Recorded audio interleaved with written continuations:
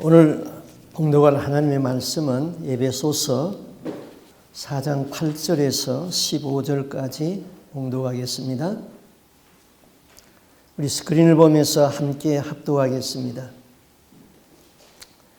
그러므로 이르기를 그가 위로 올라가실 때에 사로잡혔던 자들을 사로잡으시고 사람들에게 선물을 주셨다 하였도다. 올라가셨다 하였은즉 땅 아래 낮은 곳으로 내리셨던 것이 아니면 무엇이냐. 내리셨던 그가 곧 모든 하늘 위에 오르신 자니 이는 만물을 충만하게 하려 하심이라. 그가 어떤 사람은 사도로, 어떤 사람은 선지자로, 어떤 사람은 복음 전하는 자로, 어떤 사람은 목사와 교사로 삼으셨으니 이는 성도를 온전하게 하여 봉사의 일을 하게 하며 그리스도의 몸을 세우려 하심이라.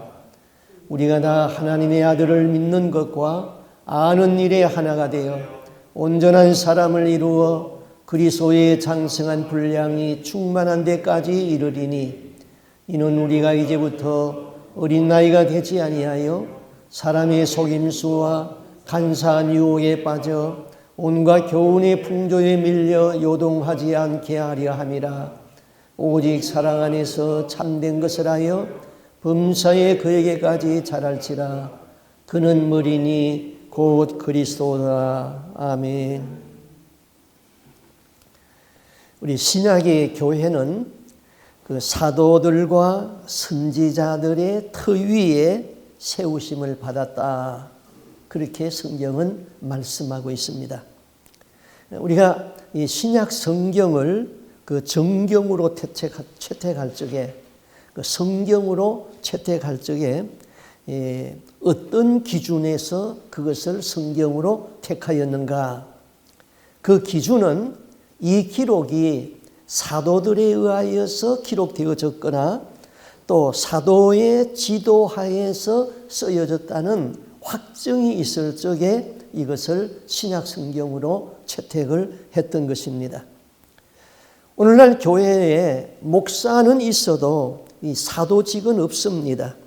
이 사도가 있다면은 사도에 의하여서 지금도 성경은 계속 쓰여져야 하기 때문에 성경은 그렇게 할 수가 없는 것이죠. 요새 신학적으로 논란이 되고 있는 것은 사도권을 계승하는 교회, 이런 말을 사람들이 흔히 사용해서 그게 이제 문제가 되고 있는 것입니다. 자, 사도권을 계승하는 교회라는 말이 맞을까요? 틀릴까요? 이게 맞지가 않는 말이에요. 자, 사도라고 부르면은 세 가지 면에서 충족을 시켜야 됩니다. 첫째, 예수님에게 직접 배웠어야 됩니다. 그래야 사도가 되는 것이죠. 두 번째는 예수님의 부활을 목격해야 되는 것입니다. 그래야 사도의 자격이 있습니다. 세 번째는 성령이 충만한 가운데서 복음을 전가하기 위하여서 기사와 이적이 있어서 이 사람은 하나님이 쓰시는 하나님의 사람이다 하는 증거가 있어야 됩니다. 그래서 사도라고 부를 적에는 이 세 가지가 충족되어야지 사도라고 부를 수가 있는 것이죠. 그러므로 사도권을 계승한다, 그런 말은 잘못된 말입니다. 우리는 사도적 사명은 가지고 있습니다. 그러나 사도는 아닙니다. 사도적 사명이 있는 교회라는 말을 할 수 있으나 사도권을 계승하는 교회, 그거는 잘못된 말이죠. 천주교회는 그 사도직이 사람에 의하여서 지금도 계승되어지고 있습니다. 또 어떤 사람들은 신교에서도 이 사도직을 계승해야 된다고 그렇게 말하는 사람도 있습니다. 사도직은 계승이 되는 것이 아니라 하나님이 사도를 직접 세우셨다, 이것이죠. 지금은 사도가 있을 수가 없습니다. 자, 사도 바울은 다메섹 도상에서 부활하신 예수님을 만났습니다. 그리고 하나님의 말씀을 계시로 받았습니다.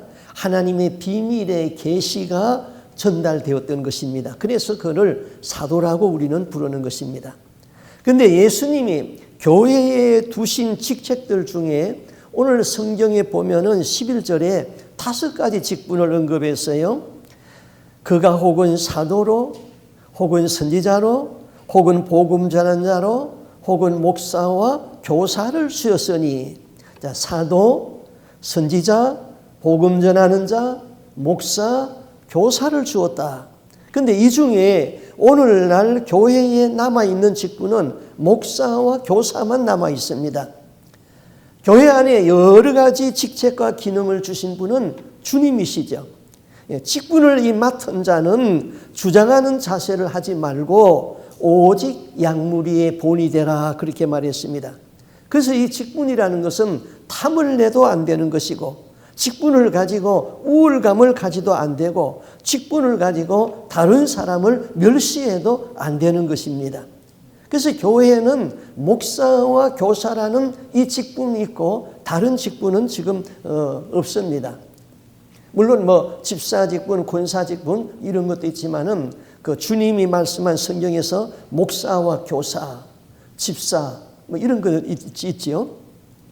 자, 우리가 신앙생활 하는 데는 하나님과 나와의 관계에서 어떻게 바른 관계를 갖고 내가 이웃과 어떤 관계를 바르게 하는가, 이러한 신앙생활에서 나에게 가장 많은 영향을 미치는 것은 바로 교회 생활인 것이죠. 또 교회 생활 가운데서도 나에게 가장 큰 영향을 미치는 것은 목사이죠. 그러면은 목사와 나와의 관계가 잘 되어 있는가? 자, 우리가 믿음 생활을 하면서 성도는 목사를 잘 만나야지 행복해지는 것이고, 또 목사는 성도를 잘 만나야지 행복해지는 것이죠. 그래서 저는 여러분을 잘 만나서 행복한 목회를 하고 있는데, 여러분도 그렇습니까? 네. 예, 감사해요. 예. 자, 우리는 목사와 나와의 관계가 성경적이어야 돼요. 그럼에도 오늘날 많은 교회에서 많은 목사와 성도들이 불행하게 성경적이 아닌 관계에 있다, 이 말인 것이죠. 이거는 피차에 불행해지는 것입니다. 자, 오늘날처럼 목사의 신뢰도가 땅에 떨어진 사례는 역사에서 아주 희귀한 사례입니다. 한 공동체에서 지도자에 대한 신뢰가 없이는 그 공동체가 뭐 발전한다든지 아니면은 마귀와의 영적 싸움에서 승리한다든지 그럴 수가 없는 것이죠. 이러한 불편한 관계에서 그 뿌리에는 목사에 대한 인식이 잘못되어서 그럴 수도 있다, 이것입니다. 우리 교회는 지금까지 저와 여러분 사이에 아무런 문제가 없습니다. 그렇기 때문에 제가 마음 놓고 객관적 입장에서 이런 설교를 할 수가 있습니다. 목사는 누구인가? 성도와의 목사의 관계가 어떻게 정립되어야 되는가? 먼저 목사에 대한 오해가 있습니다. 목사를 신의 대리자라고 생각하는 견해가 있습니다. 바로 천주교의 견해이죠. 또 목사를 구약의 제사장이라고 이해하는 사람도 있습니다. 목사는 제사장적 사명은 있습니다만은 제사장은 아닙니다. 또 목사를 하나님과 인간 사이에 있는 중보자라고 생각하는 사람도 있습니다. 이거 다 잘못된 견해지요. 왜 잘못되었습니까? 대리라는 것은 하나님이 없을 때만 가능한 거예요. 하나님이 없었던 때가 있었습니까? 없지요. 또 신의 대리는 완벽해야 되는 것이죠. 그런데 신의 대리자라고 생각한 그 목사에게 실수가 나타나기 시작합니다. 그러면 이번에는 사정없이 활 쏘기를 시작하는 것이죠. 저는 신의 대리자도 아니고 중보자도 아닙니다. 하나님과 우리 사이의 유일한 중보자는 예수 그리스도 한 분밖에 없는 것이죠. 또 그리스도 안에서 구원받은 사람은 누구나 다 만인 제사장적 사명이 있는 것이죠.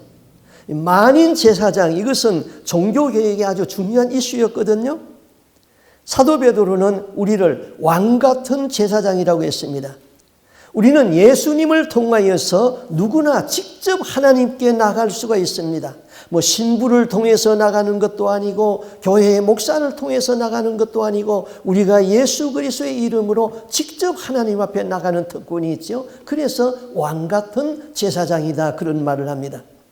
또 우리 모두가 왕 같은 제사장이라면은 교회의 목사가 필요한가? 그런 문제가 나오는 것이죠. 그래서 무교회주의가 나왔습니다. 아예 교회 제도를 부인하고 목사 제도를 부인합니다. 그러면서도 또 하나님은 믿습니다. 모든 분이 다 제사장이라면 목사는 왜 필요한가? 우리가 주일마다 왜 교회에 가야 할 이유가 무엇인가? 그들은 예수를 믿지만은 교회를 부정합니다. 그러나 성경을 균형 있게 연구해 보면은 교회의 목사의 역할이 분명히 있습니다. 또 신약교회를 목사를 교회의 감독이다, 목사다, 장로다 그렇게 불렀던 것입니다. 베드로전서 5장 1절 말씀을 제가 읽어드립니다. 너희들 장로들에게 고난오니 나는 함께 장로된 자요 그리스도의 고난의 증인이요 나타날 영광에 참여할 자라. 하나님의 양무리를 치되 부득이함으로 하지 말고 자원함으로 하라. 사도 베드로는 자신을 목자라고 했고 자신을 장로라고 그렇게 또 불렀습니다. 그러면은 목사는 무엇하는 사람인가? 목사는 소명받은 하나님의 사람입니다. 그는 예수님의 입을 대언해 가지고 하나님의 말씀을 선포하는 자입니다. 목사는 선지자도 아니고 선지자적 사명은 있습니다. 목사는 제사장이 아니고 제사장적 사명을 가지고 있는 것이죠. 목사는 세 가지 면에서 자격을 갖춰야 됩니다. 첫째는 하나님으로부터 목사로 소명을 받았는가? 하나님의 목사의 직분은 내 생활 수단으로서의 직업으로서가 아니고 하나님의 소명에 의하여서 목사가 되어야 되는 것이죠. 기도를 하여 보면은 목사는 소명받은 목사가 있고 자기 직업으로서 목사를 택한 사람이 있습니다. 직업으로서는 목사는 삭슬을 위하여서 일을 하는 것이죠. 부흥에 가서 설교해주고 삭슬 받습니다. 그거는 복음을 상품화시키는 일이에요. 신방 가서 예배 드려주고 헌금을 받아 챙깁니다.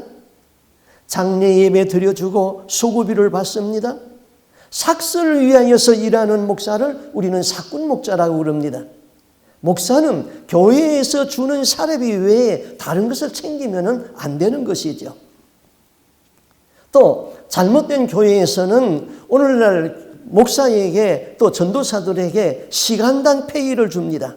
그러니까 실력 있는 인재들이 교회에서 주는 시간당 페이 조금 받는 것보다는 보수가 더 페이를 많이 받는 그런 세상 잡을 잡습니다. 그 결과 교회는 유능한 인재들을 다 세상으로 빼앗겨 버렸습니다. 그래서 오늘날 교회에는 청소년 지도자들이 없습니다. 신학교에는 목사 지원자가 없기 때문에 신학교의 문을 닫을 지경이 되었습니다. 교회마다 영우권 목회자를 찾지 못해서 고민을 하고 있는 것이죠. 이럴 때에 우리 교회에는 이 은서와 성준이가 이제 대학을 졸업하고 또 신학도 공부하여서 목사가 되든지 아니면은 목사가 아니 되더라도 교회에 가르치는 지도자가 되도록 저는 날마다 기도하고 있습니다. 그 다음 목사는 가르침의 은사가 있는가? 목사는 가르침의 은사가 있어야지 성도들을 말씀으로 잘 양육할 수가 있습니다. 가르침의 은사는요, 공부를 많이 하였다고 잘 가르치는 것은 절대로 아닙니다. 가르침의 은사는 성령에 의하여서 주어지는 은사인 것입니다. 그 다음 세 번째, 목사는 이 일을 위하여서 전심으로 헌신을 하는가?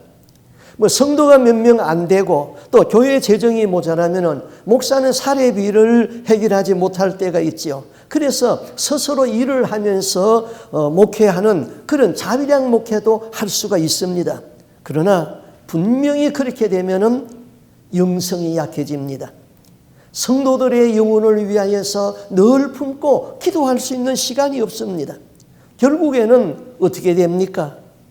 그런 설교는 나도 할 수 있습니다 하는 그런 수준이 돼버립니다. 그러면은 목사도 불행해지는 거고 성도도 영적으로 아주 불행해지는 것이죠. 목사는 하나님의 말씀과 기도에 전념하도록 그렇게 교회가 뒷바라지를 해줘야 되는 것이죠. 목사의 입에는 하나님의 말씀이 있어야 되는 것입니다. 요한복음 1장 6절에 보면은 이렇게 말씀하고 있습니다. 하나님께로서 보내심을 받은 사람이 있으니 이름은 요한이라. 세례 요한에 대해서 지금 말하고 있습니다. 우리는 하나님께로부터 왔죠. 우리는 죽으면 흙으로 돌아가는 것이 아니라 하나님께로부터 왔기 때문에 하나님께로 다시 돌아가는 것입니다. 우리는 스스로 온 사람이 없습니다. 아무도 스스로 오지 못했습니다. 우리는 실수로 오지도 아니했습니다. 아무도 실수로 온 사람은 없습니다. 자, 요한이 세례 요한에 대하여서 이렇게 증거합니다. 그는 하나님이 보내셔서 이 세상에 왔다. 하나님께로서 보내심을 받은 사람이 있으니, 목사는 분명히 사람인데 하나님께로부터 보내심을 받은 사람입니다. 목사는 사람입니다. 천사가 아닙니다. 인간적인 한계가 있는 사람입니다. 연약합니다. 도움이 필요합니다. 기도의 후원이 필요합니다. 그런데 교인들이 이 사실을 자주 잊어버리거든요. 유명한 스펄전 목사님에게 어느 날 교회의 대표들이 몇 명이 찾아왔습니다. 그래서 이렇게 말했습니다. 스펄전 목사님, 우리 교회는 목사님을 찾고 있습니다. 목사님 한 분을 추천해 주십시오. 스펄전이 물었습니다. 당신들 교회에는 어떤 목사님을 찾습니까? 그때 교회 대표들은 다 이렇게 주문을 했습니다. 첫째, 스펄전 목사님 같이 훌륭한 설교가여야 합니다. 그리고 성경을 잘 가르치는 훌륭한 교사가 되어야 됩니다. 그래야지. 영혼에 불타는 열정을 가진 전도자여야 합니다. 굿. 동시에 자비로운 마음을 가진 어진 목자여야 합니다. 우리 교회에는 독일어를 하는 사람들이 많이 나옵니다. 영어와 독일어는 해야 합니다. 그거 쉽지는 않겠군. 명량하고 화기애애한 성격을 가져서 분위기를 잘 만드는 사람이면 좋습니다. 또 있는가? 행정 능력이 탁월하면 좋지요. 또 있는가? 교회를 부흥시킬 수 있는 사업가적인 두뇌를 가지고 있으면 더욱 좋고요. 가만히 있어, 가만히 있어. 그런 사람 내가 꼭 한 사람 알고 있어. 좋은 분이 있지. 천사 중에 한 사람을 모셔오라고. 그게 답이에요. 하나님은 목사를 소명할 적에 문벌 좋은 사람, 능력 있는 사람을 부르지 아니하고 세상에서 미련하고 천하고 멸시받는 것을 택하여서 강한 것을 부끄럽게 만든다. 그렇게 말씀했습니다. 목사는 사람입니다. 천하고 무능하고 보잘것없는 데서 택함을 받은 하나님으로부터 보냄을 받은 사람인 것이지요. 그러면은 목사와 성도의 관계는 어떤 관계에 살아야 됩니까? 바울이 이렇게 권면했습니다. 우리는 이 말씀을 우리 한번 같이 한번 합독했으면 좋겠습니다. 데살로니가전서 5장 12절 13절 말씀인데요. 같이 한번 읽어보겠습니다. 형제들아, 우리가 너희에게 구하노니 너희 가운데서 수고하고 주 안에서 너희를 다스리며 구원하는 자들을 너희가 알고 그들의 역사로 말미암아 사랑 안에서 가장 귀히 여기며 너희끼리 화목하라. 바울의 권면에 의하면은 목사는 사랑 안에서 가장 귀하게 여김을 받아야 된다 그랬습니다. 여러분 여기에 동의합니까? 세 사람만 동의해요? 여러분 여기에 동의합니까? 네. 자, 그러면은 오늘 본문에서 예수님이 이 땅에 목사를 세우신 목적을 말씀하고 있습니다. 목사뿐만 아니라 모든 직분자를 세운 목적에도 해당이 될 수 있죠. 14절 말씀입니다. 우리가 이제부터 어린 나이가 되지 아니하여 사람의 괴술과 간사한 유혹에 빠져 모든 교훈에 풍져 밀려 요동하지 않게 하려 함이니라. 자, 여기 성경 본문에 보면은 어린 나이라는 말이 있습니다. 어린 나이와 같은 신앙, 아주 신앙의 영적인 유학이다 이 말입니다. 어린 나이는 항상 돌봄이 필요한 아직 철이 나지 아니한 아이지요. 그 다음에 사람의 괴술과 간사한 유혹이라는 말이 있습니다. 참으로 시시한 일을 가지고 시험 들고 낙심한다는 것이죠. 또 세상 교훈의 풍조에 따른다는 말이 있습니다. 가치관이 아직 정립이 되지 아니가지고 세상적 가치관으로 판단을 하는 것입니다. 불순물이 많다는 것이지요. 신앙이 어중간하다는 것이죠. 또 요동한다는 말이 있습니다. 변덕을 잘 부린다는 거예요. 자, 교회에 이런 사람들만 있다고 여러분 한번 생각해 보세요. 생각하는 것이나 행동하는 것이 어린 나이와 같고 대수롭지 않은 일에도 시험이 잘 들고 내가 바쁘든지 세상 일이 재미있는 일이 있으면 교회는 또 결석하고 저 사람이 믿는 사람인지 믿지 아니하는 사람인지 도무지 구분이 안 되고 변덕이 심해서 사람을 피곤해하는 사람들이 있습니다. 교회에 이런 사람들만 있다고 한번 생각해 보세요. 그런 교회 재미없습니다. 그런 사람들과 함께 신앙생활하고 싶지 않습니다. 그런 사람하고 사귀고 싶지 않습니다. 이런 사람들을 영적인 유아기 신앙이라고 그럽니다. 온전치 못한 사람입니다. 세상 교훈의 풍조에 따릅니다. 사람의 괴술과 간사한 유혹에 넘어갑니다. 요동하고 있습니다. 이런 사람들은 영적으로 어린 나이예요. 이런 사람들은 온전치 못한 사람이에요. 성숙한 그리스도인이 아니에요. 미숙한 그리스도인.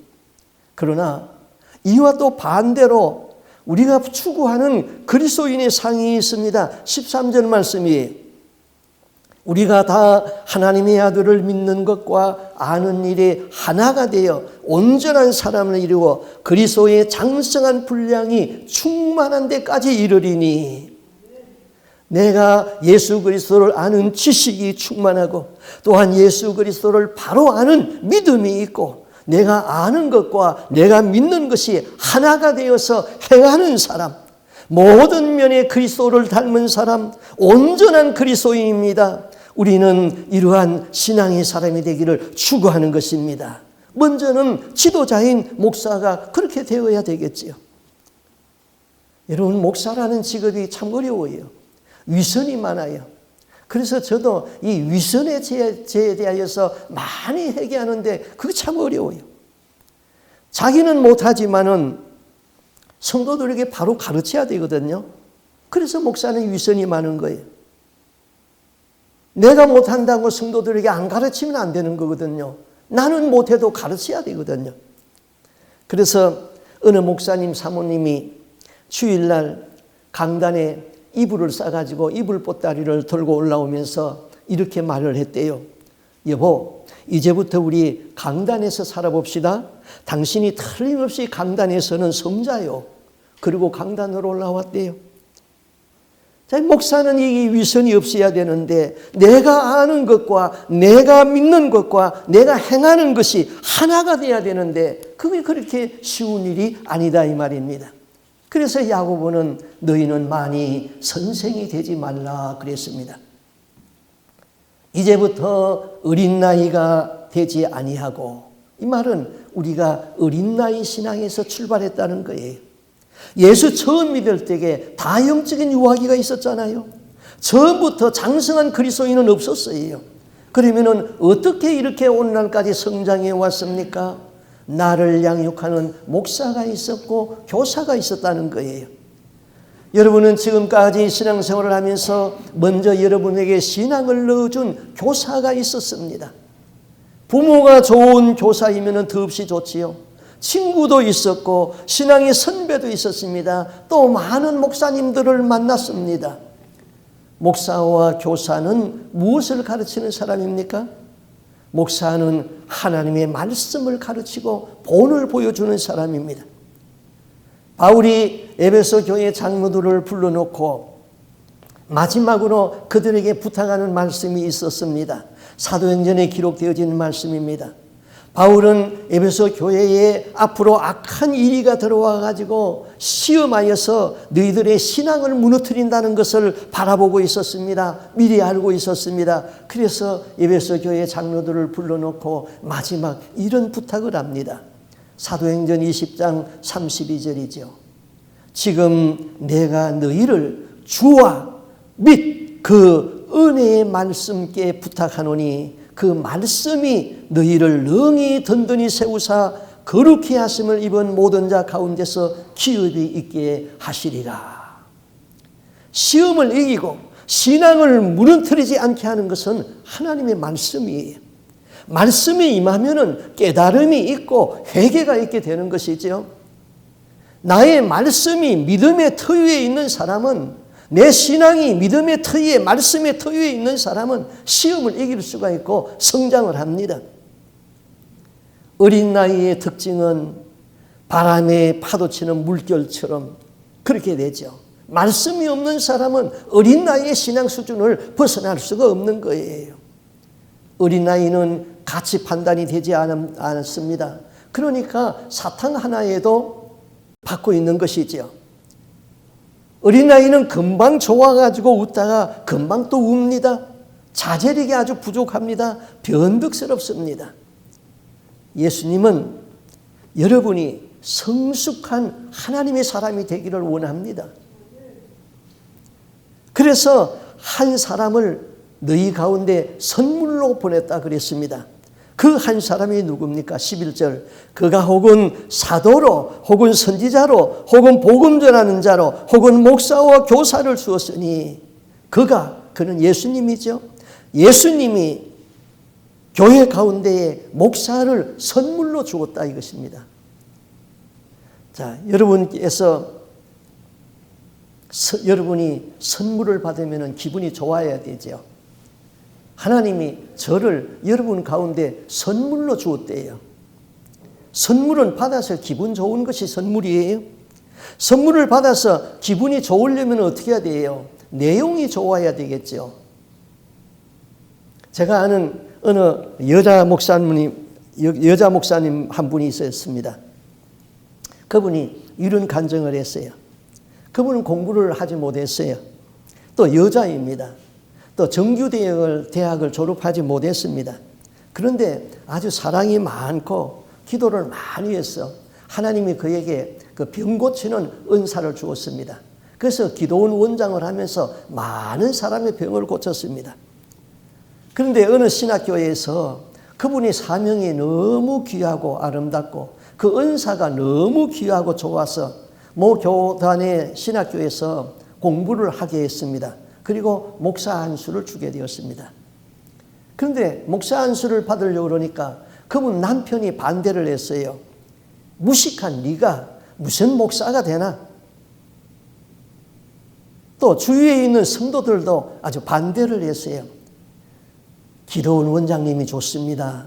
그냥 목사 안수 받지 마세요. 그런데 이분이 목사에 탐심이 생겨가지고 목사 안수를 받았습니다. 목사 안수 받던 날 많은 선물을 받았어요. 그 중에 특별한 선물 하나를 받았어요. 예쁜 포장지에 겹겹이 이제 쌓여져 있습니다. 그래서 아주 그 포장지를 하나씩 뜯었습니다. 그 포장지 안에 내용물이 뭐이 들었을까요? 예쁜 포장지를 뜯어보니까 그 안에는 똥무더기를 하나 갖다 넣어놨어요. 이 목사님은 똥이 쌓인 그 선물을 앞에 놓고 하나님 앞에 회개하면서 울었대요. 하나님, 내가 똥같이 더러운 연인입니까? 하고 울었대요. 이 선물은 포장보다 내용이 좋아야 되잖아요. 목사는 여러분에게 준 선물이에요. 여러분의 영혼을 천국으로 인도하는, 안내하는 목사, 사랑이 많은 목사, 가르치기를 잘하는 목사, 헌신적이어야지 기분이 좋겠지요. 그리고 목사의 입에는 진리가 있어야 되는 거예요. 그 속에 세상의 무력이 있다든지 그 속에 구렁이가 들어있다든지 그러면 기분 좋을 리가 없지요. 저는 여러분에게 좋은 선물이 되기를 바랍니다. 예. 저는 여러분에게 부탁하는 말이 있습니다. 신앙생활하면서 사단에게 참소거리를 주지 마세요.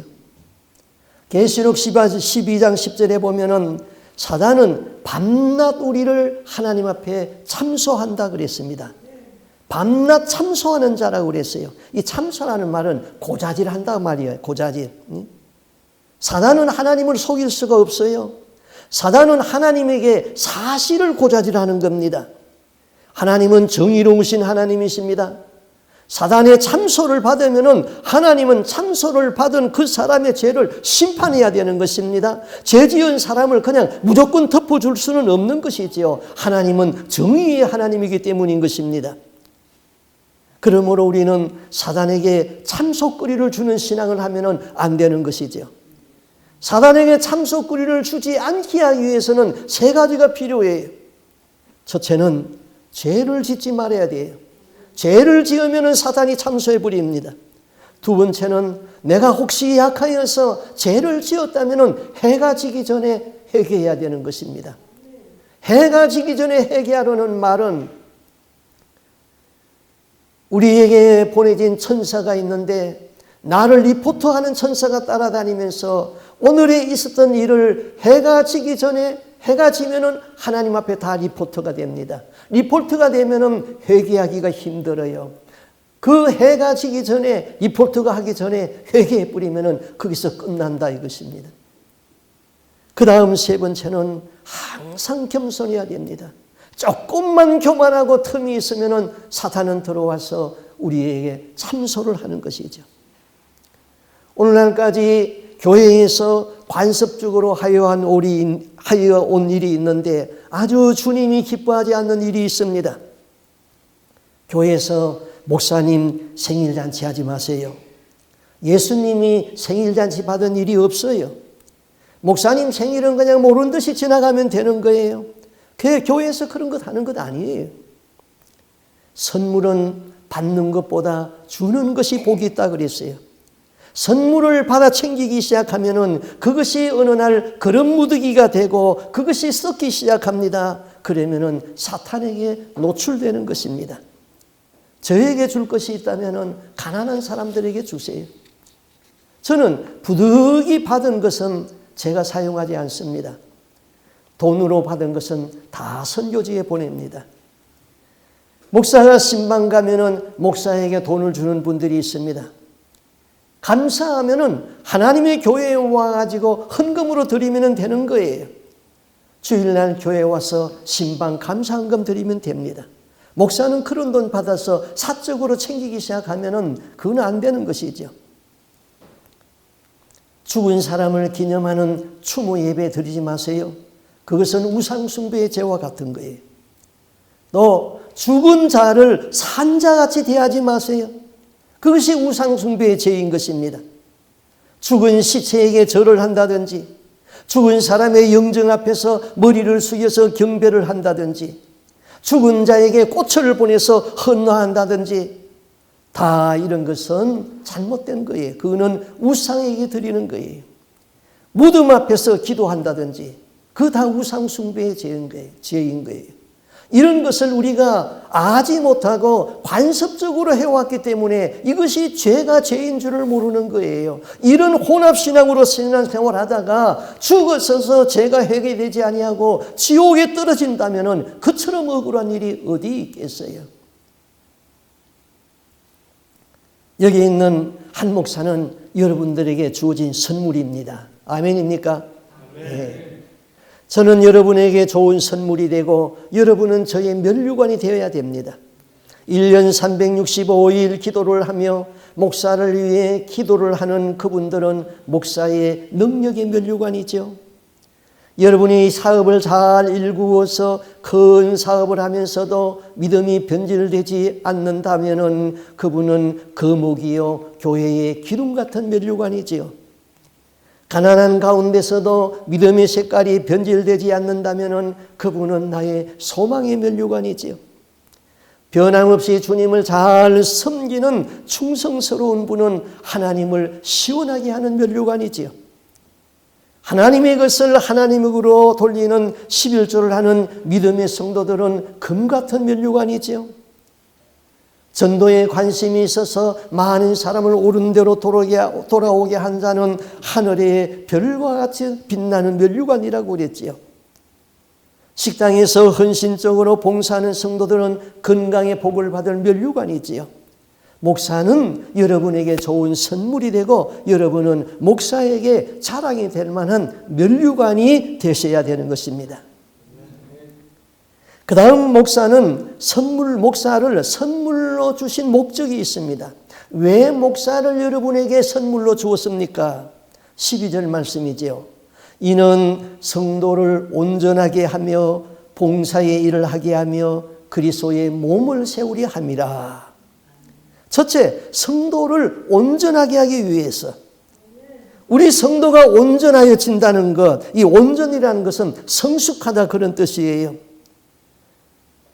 우리가 성숙해지는 것이 하나님이 우리를 부르신 목적에 합당한 것이지요. 우리가 어떻게 해야지 온전해지고 성숙해진 사람이 될 수 있습니까? 그것은 하나님의 말씀이 있을 적에 됩니다. 그것은 십자가의 능력이라고 그랬습니다. 그것은 성령의 도움이라고 그랬습니다. 말씀을 배워야 하고 오직 십자가에 자기를 못 박는 부정이 있어야 되고 성령님의 도움을 구해야 되는 것이죠. 성경을 배우지 아니하면 예수의 제자가 될 수가 없습니다. 온전해질 수가 없는 것이죠. 오늘도 예배 후에 성령의 6가지 역사에 대해서 그 중에 3가지를 제가 말씀을 드릴 거예요. 이런 설교를, 이런 가르침은 예배 시간에 다 할 수가 없어요. 그래서 성경 공부가 필요한 것이죠. 여러분, 이면수 목사님 많이 들어보셨죠? 이면수 목사님은 카나다 시민권을 가진 분인데 이북을 아주 수십 번 드나들면서 이북을 도와준 사람입니다. 그런데 어느 날 그만 이북에 갔다가 체포되어 가지고 감옥에서 2년 반 동안 있었습니다. 캐나다의 수상이 직접 비행기를 몰고 와가지고 그래서 교섭을 해가지고 석방되어 나왔지요. 그분이 카나다 시민권이 없었으면 이북에서 죽었을는지도 모릅니다. 그런데 이북의 검사가 이 이면수 목사의 죄를 찾기 위하여서 이북에 도와준 것만 있지 죄가 없잖아요. 그래서 이면수 목사가 한 설교 테이프를 다 모아가지고 그거를 들었습니다. 이 목사의 그 죄를 찾아내기 위하여서. 그런데 한 가지 죄를 찾아냈습니다. 이북의 김정은이에게 불경한 말을 했다. 그것을 한 가지를 찾아냈어요.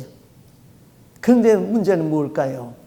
그가 수십 개의 테이프를 다 듣는 동안에 하나님의 말씀을 들었어요. 하나님을 믿지 아니하는 불신자가 하나님의 말씀을 듣다가 그만 하나님을 영접하고 믿는 사람이 되어버렸다는 것이죠.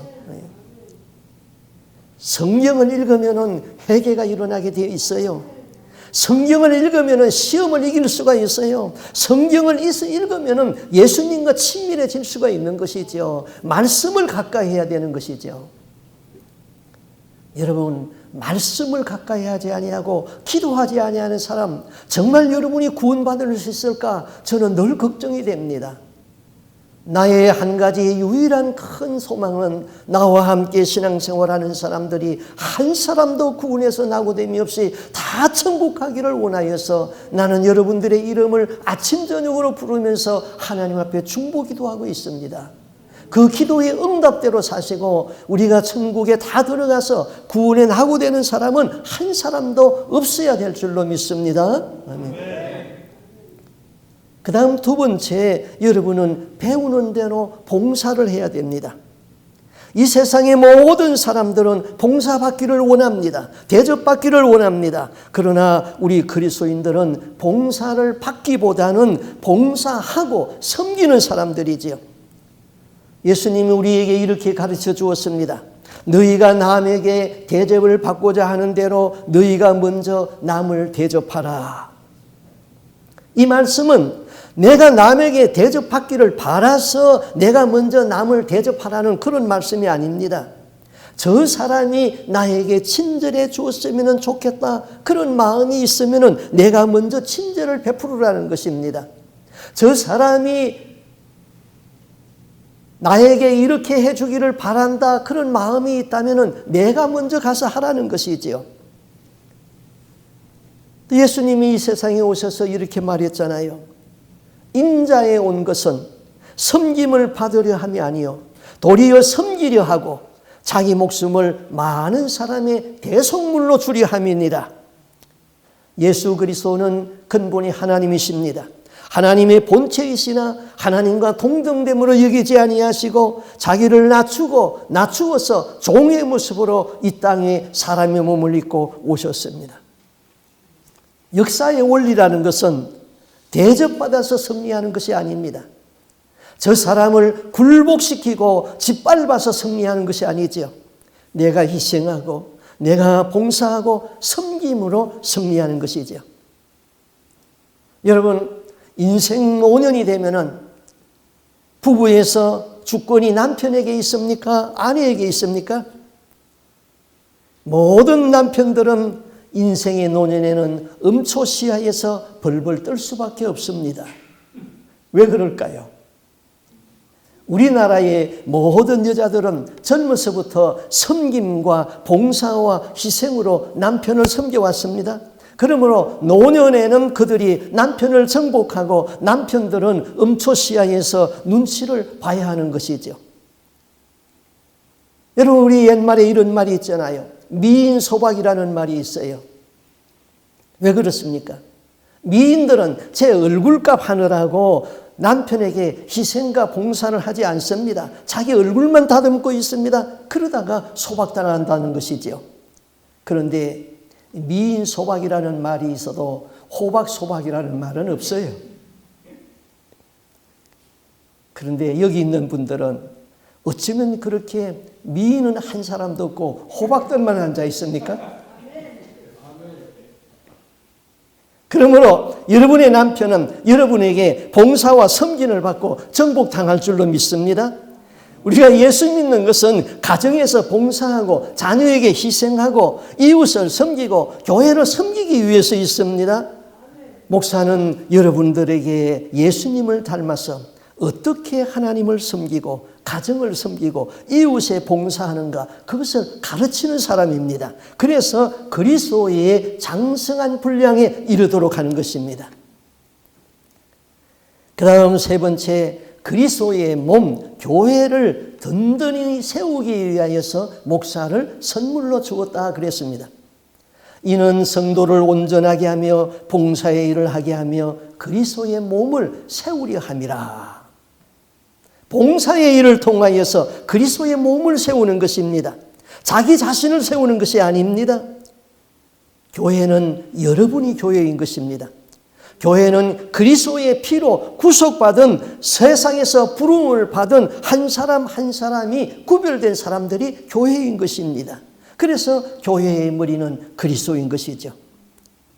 우리는 저 사람의 신앙을 무너뜨리기 위하여서 있는 것이 아니라 저 사람의 신앙이 잘 수 있도록 도와줘야 되는 것입니다. 하나님이 나에게 믿음을 준 것은 믿음 없는 자를 도와주기 위해서 믿음을 주었습니다. 하나님이 나에게 물질을 주신 것은 그 물질로 사람을 섬기고 하나님을 섬기도록 그 물질을 주신 것이지요. 목사나 장로는 교회의 왕이 아닙니다. 섬기는 종의 신분인 것입니다. 하나님의 말씀으로 봉사하고 섬기는 종들인 것이지요. 내게 장로, 목사, 집사, 권사 직분을 준 것은 하나님을 예배하고 섬기라고 준 거예요. 직분 가지고 군림하면 안 됩니다. 섬기는 직분입니다. 교회에는 상처받은 사람들이 많이 옵니다. 교회는 사랑이 그리운 사람들이 옵니다. 교회는 도움이 필요한 사람들이 옵니다. 먼저 믿는 우리는 예수를 배운 사람들입니다. 그러므로 저들을 섬겨주고 사랑함으로 저들이 온전한 믿음의 소유가 될 수 있도록, 믿음의 사람들이 될 수 있도록 하는 것, 그것이 예수님이 우리에게 바라는 것입니다. 그리스도의 몸 교회를 든든히 세우는 것이라. 이렇게 되면은 성숙한 그리스도인이 됩니다. 그리스도인의 장성한 분량에 이르도록 충만한 데까지 자란다 그랬습니다. 이 사람은 심령으로 새롭게 변화를 받은 사람입니다. 의와 진리와 거룩함으로 지으심을 받은 새 사람이 됩니다. 장성한 분량의 그리스도인, 성령 충만한 사람이 됩니다. 이런 사람은 세상이 감당하지 못하였노라 하는 믿음의 거장이 되는 것이죠. 이런 사람은 예수에 심취되어서 사는 사람입니다. 여러분이 천국 가는 데에 예수만 바라봐야 됩니다. 여러분이 예수를 바라보는데 목사는 예수가 보이지 않도록 그 앞에서 가리워지면 안 되는 것이죠. 그런데 많은 교회 성도들이 우리 교회 목사님 유명하다, 우리 교회 목사님 능력 있다, 우리 교회 목사님 목회 잘한다, 큰 교회 한다. 그거 다 소용없어요. 예수님만 바라보세요. 오직 예수님만 바라보세요. 우리 교회에 있는 성도 한 사람 한 사람이 다 오직 예수에 심취되어 살다가 구원에서 나고됨이 없이 다 천국에 들어갈 수 있는 성도 여러분이 되시기를 바랍니다. 아멘. 기도하겠습니다. 하나님 아버지, 우리가 세상 속에 묻혀 살았습니다. 그러나 하나님께서 긍휼을 베풀어 주어서 우리를 소명하여서 오늘날 교회에 나왔고 오늘날 사명에 살게 하여 주신 것을 감사합니다. 하나님 아버지, 목사는 성도를 잘 만나야 행복하고 성도들은 목사를 잘 만나야지 바르게 신앙생활하다가 천국에 들어갈 수 있는 행복한 신앙생활을 할 수 있습니다. 우리의 만남이 그리스도의 은총 가운데서 서로가 행복해지게 하여 주시옵소서. 하나님 아버지, 목사의 입에는 생명의 말씀이 있어야 됩니다. 그 말씀을 바로 증거하게 하여 주옵시고 그 말씀으로 성도들이 온전한 믿음의 생활을 영위할 수 있도록 은혜를 더하여 주시옵소서. 이 시간에도 하나님 앞에 간절히 소원하고 기도하옵는 것은 우리가 신앙생활하면서 사단에게 틈을 주지 않게 하여 주옵시고 사단에게 참속거리를 만들지 아니하는 그런 믿음의 신앙생활을 영위하게 하여 주시옵소서. 혹시라도 연약하여서 사단에게 틈을 주고 참속거리를 만들었다면 해가 지기 전에 즉시 회개가 이루어지게 하여 주옵시고 우리의 몸에 겸손히 훈련되어지고 겸손히 체질화되어서 사단이 한 길로 와도 7길로 도망갈 수 있는 성령의 사람들이 다 되게 하여 주시옵소서. 하나님, 우리 가운데는 혼합신앙에 묻혀있는 사람들이 너무나도 많습니다. 알지 못해서 그렇습니다. 성경을 모르기 때문에 그렇습니다. 하나님, 예수님은 믿는데 내 속에 너무나도 불순물이 많음에도 불구하고 이것을 깨닫지 못하여서 회개하지 못하였다가 마지막에 구원에서 낙오될까 두렵사오니 말씀을 잘 배우게 하시고 우리 속에 있는 불순물이 다 빠져나가게 하여 주옵시고 정결한 그리스도의 신부가 되어서 신부의 반열에 설 수 있는 거룩한 하나님의 백성 다 되게 하여 주옵소서. 이 모든 말씀 주 예수 그리스도 이름으로 기도하옵나이다. 아멘.